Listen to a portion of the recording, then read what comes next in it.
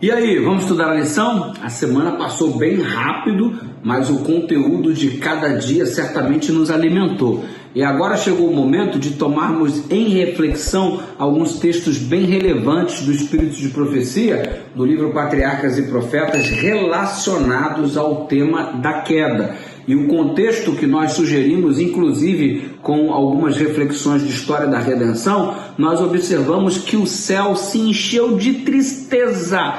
Quando a queda do homem acontece, quando Adão, quando Eva cedem à tentação, então o céu é tomado de tristeza. Os anjos não cantavam naquele instante e eles choraram, exatamente. Imagina os anjos chorando pela queda do homem, que tristeza absurda. Os anjos se ofereceram para morrer. Não, a gente vai pagar o preço e tal.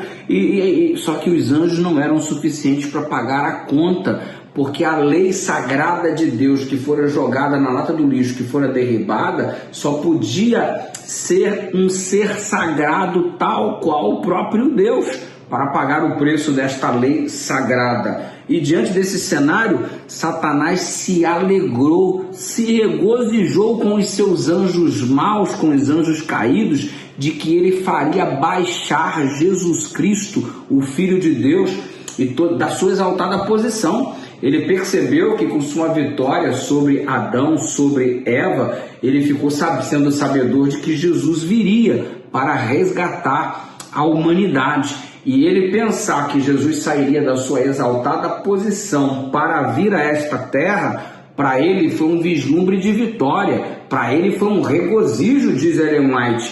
E ele declarou, segundo Ellen White, que até ali ele havia sido muito bem sucedido nas suas investidas na terra, e que quando Cristo se tornasse ser humano, assumisse a natureza humana, ele poderia ser derrotado e assim Satanás estaria impedindo a redenção.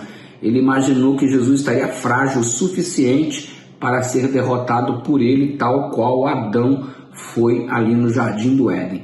O resultado você já sabe. O Filho de Deus se fez carne, habitou entre nós, no entanto não foi derrotado. Venceu. Em todas as instâncias ele obteve a vitória e o diabo está derrotado, com sua cabeça esmagada e seus dias contados.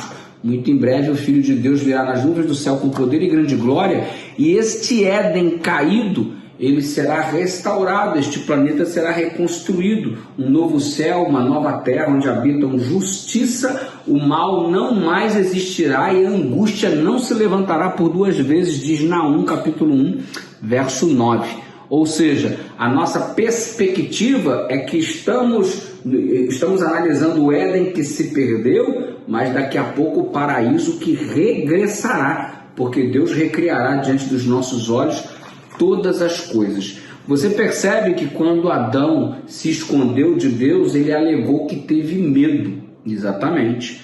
Então o medo parece ser um dos primeiros reflexos após o surgimento do pecado nessa terra. O homem passou a ter medo.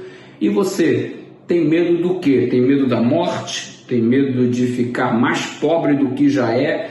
Tem medo de não ter o pão de cada dia? Tem medo de ficar sozinho? Tem medo do escuro? Tem medo da velhice?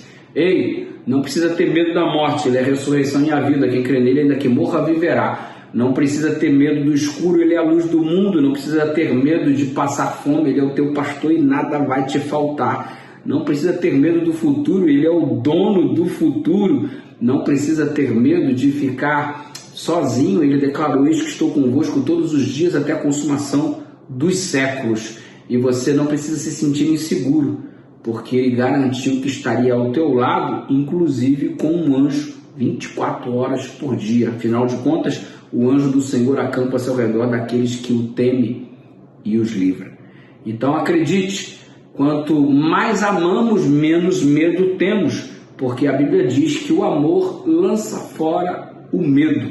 Quanto mais você ama a Cristo, menos medo você possui. Que Deus nos ajude. A reação de Adão tem sido muitas vezes a nossa reação também, mas assim como ele encontrou paz na promessa do Filho de Deus que viria da linhagem da mulher, nós também podemos encontrar esta paz que excede todo entendimento, porque a semente, aquele que viria da semente da mulher, já veio, morreu, ressuscitou, está à direita de Deus Pai Todo-Poderoso e em breve virá nos buscar. Então, lá do Gênesis nos originamos e ao Gênesis voltaremos em nome de Jesus. Olha comigo, Pai querido, nos entregamos nas Tuas mãos para que Teus projetos, Teus planos se concretizem em nossa vida, em nome de Cristo. Amém. Compartilha a lição, curte a gente, segue lá no Instagram, no YouTube e também no Facebook. No YouTube, PR Dudu Batista. Isso aí, vai lá no canal, corre lá. Facebook, Eduardo Batista da Silva e Instagram, @PR Dudu. Beijo no seu coração e desde já uma sexta-feira de preparação muito abençoada e um sábado melhor ainda, em nome de Jesus.